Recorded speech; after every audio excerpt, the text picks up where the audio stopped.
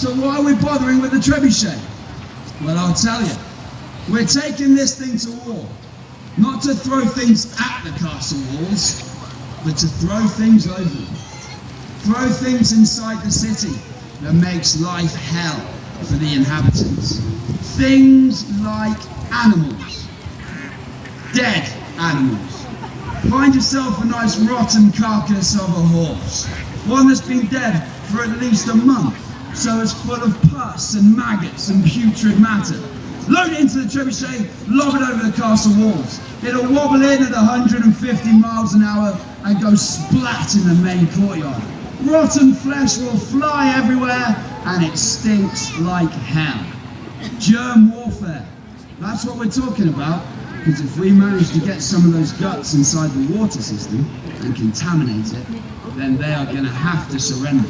With nothing to drink, it is over for them. Other great weapons. Fire.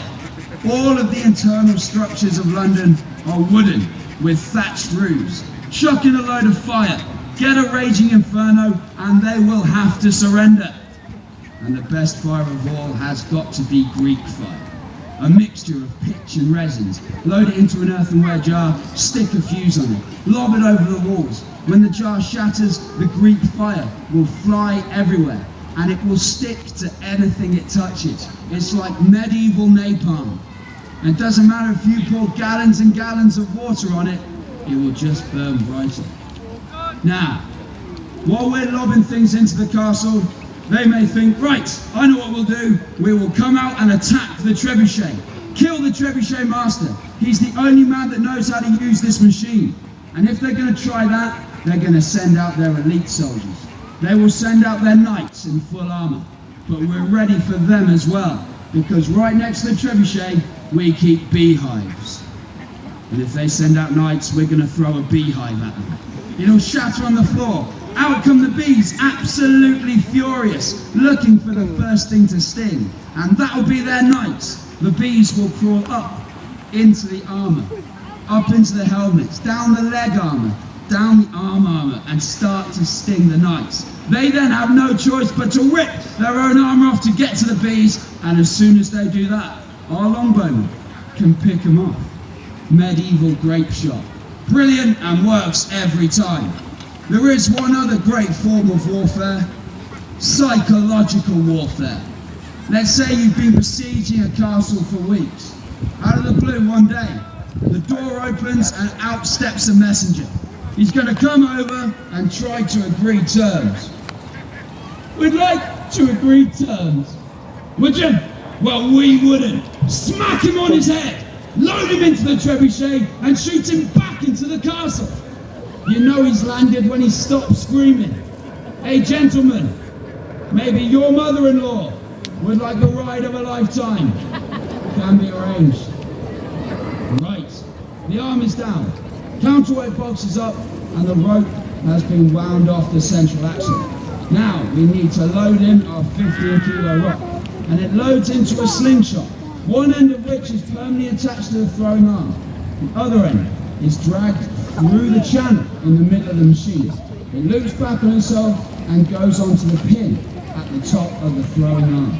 Now that pin is all important, as is the position of the loop. If it is but 1 millimeter out, then we will get a misfire. And misfires come in 3 major ways.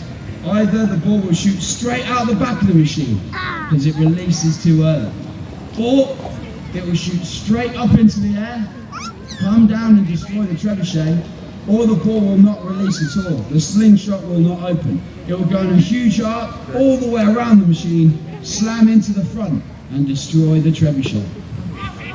Right, the rock is loaded. Our trebuchet master now checks every part of the machine. He makes sure that every rope is in the right place, that every piece of wood is secured. When he's happy with it, only then will he step up onto the machine and remove the safeties.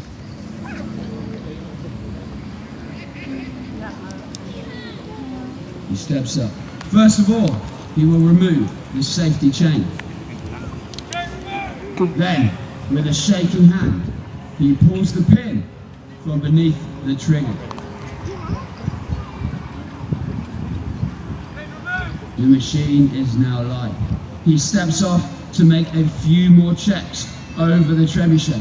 He must be secure, he must be confident that when he launches, he is not going to kill any of our own troops. A few last checks. Now 22 tons, ladies and gentlemen. 22 tons of whirling death.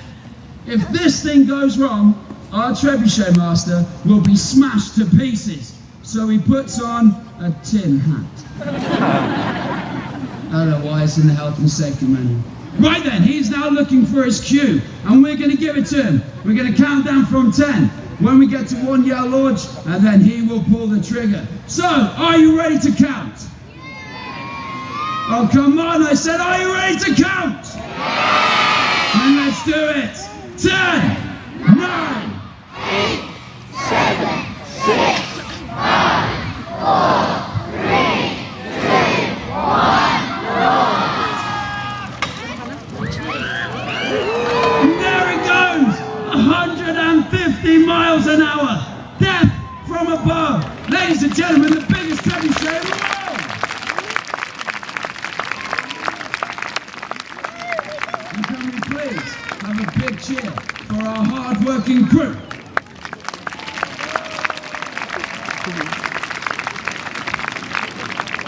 Thank you very much, ladies and gentlemen.